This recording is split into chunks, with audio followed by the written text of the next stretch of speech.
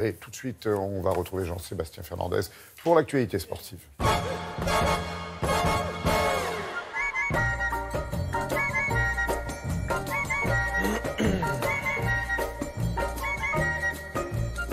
Salut Jean-Seb. Salut Laurent. Alors j'évoquais tout à l'heure en tout début d'émission effectivement la victoire du Français Romain Bardet. On va commencer par Wimbledon parce que des choses se précisent. C'est ça, on connaît on va dire l'affiche de la finale dames.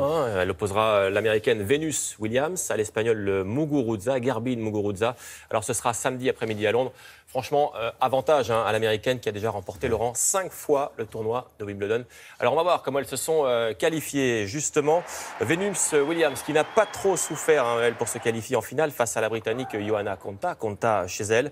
Williams, elle est plus puissante, elle est plus offensive, elle est souvent venue au filet, vous le voyez, conclure les points à la volée. Konta dehors. Konta dur, ça a été dur effectivement. Et Konta d'ailleurs, elle a encaissé les coups. Elle a été complètement dépassée par la vitesse de l'américaine, comme vous allez le voir sur cet échange. Et voilà, ça a donné à peu près ça. Alors voici maintenant la balle de match. Le score final, il est clair, sans bavure, 6-4, 6-2. Ça a duré 1h13, c'est court. Venus Williams, 37 ans, jouera donc sa 9e finale déjà à Wimbledon. Samedi, sa première finale. Elle remonte, vous savez à quand? À l'an 2000. Il y a 17 ans déjà. Donc là, voilà à nouveau en finale. Face à elle, Garbine Muguruza, heureuse évidemment après sa victoire sur la Slovaque Magdalena Rybarikova, victoire expéditive.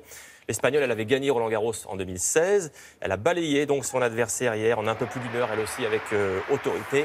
Muguruza, 23 ans, 15e mondial qui s'est qualifié sur cette longue balle de match. Je vous l'ai mis en entier sur le score de 6-1, 6-1. Ce sera sa 3e finale en Grand Chelem. Avec ce résultat, elle est déjà assurée de retrouver le top 10 mondial. Elle va donc retrouver Williams en finale samedi. Alors, ce n'est pas une mince affaire. Elles se sont affrontées à 4 reprises. L'américaine mène 3-1 dans leur confrontation. Et on voit donc ensemble cette longue balle de match. Vous avez prévenu. Alors, juste encore pour vous dire que les demi-finales hommes se jouent aujourd'hui et qu'elles opposeront Marin Cilic à Sam Querrey et Thomas Berdych à Sa Majesté Roger Federer, pour qui le tournoi est complètement dégagé là pour le coup. Ah oui, alors lui, c'est la voie royale, lui. Voilà. La porte du jardin Wimbledon est ouverte pour lui. Alors, dans l'actualité sportive, il y a du foot, il y a du rallye, mais j'aimerais bien qu'on revoie quand même l'image de cette victoire française, enfin surtout de Romain Bardet, qui a l'air facile, lui, alors que... Le maillot jaune. Surtout dans le Tour de France, on attendait Froome, et finalement tout est possible. On s'aperçoit avec Romain Bardet, effectivement, impérial hier dans les Pyrénées. Et puis on l'a vu, Christopher Froome qui a perdu son maillot jaune. Ouais. Alors on va revoir ce qui s'est passé parce que ça s'est joué sur la fin de l'étape, avec d'abord donc cette image. Regardez de Romain Bardet qui a du mal évidemment à réaliser.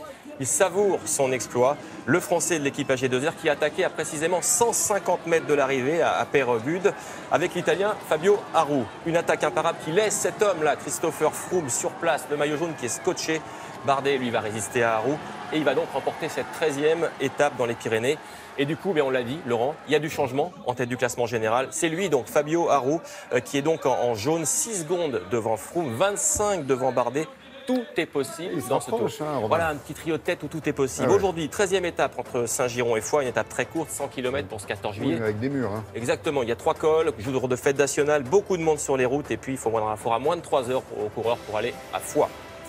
Allez, du football à présent. Pourquoi? Parce que Arsenal a affronté en match amical hier l'équipe de Sydney. Lacazette, si je vous montre ces images, voilà, vous avez tout compris. C'est qu'il y a eu ce but, le voici, ce but d'Alexandre Lacazette qui a inscrit donc son premier but sous son tout nouveau maillot d'Arsenal, alors qu'il disputait quand même son premier match, premier but, tout va bien.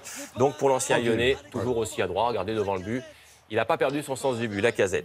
Un mot de rallye, Laurent, parce qu'on suit depuis le début de la semaine. Ce fameux rallye entre la Russie, la Chine, 12 000 km, je le rappelle, en 2 semaines. Les concurrents viennent d'achever la 6e étape. C'est Stéphane Peterhansel, cette fois, qui a dominé cette étape. Le leader, c'est toujours lui, Sébastien Loeb, sur l'autre Peugeot. Pour l'instant, l'ancien champion du monde des rallyes a évité tous les pièges dans ce rallye. Il est solidement installé en tête. Direction de Xi'an, en Chine. Exactement. La Formule 1 fait le chaud et le froid. Exactement, la Formule 1 avec le Grand Prix d'Angleterre. Ce week-end, ça se passera à Silverstone. Mais on sait que les Anglais sont très fans de F1.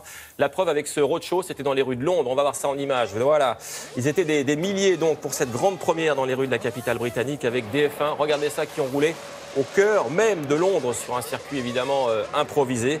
Alors c'était pas une course, vous l'avez compris, juste un grand show pour permettre aux fans de F1 de voir effectivement les bolides de plus près.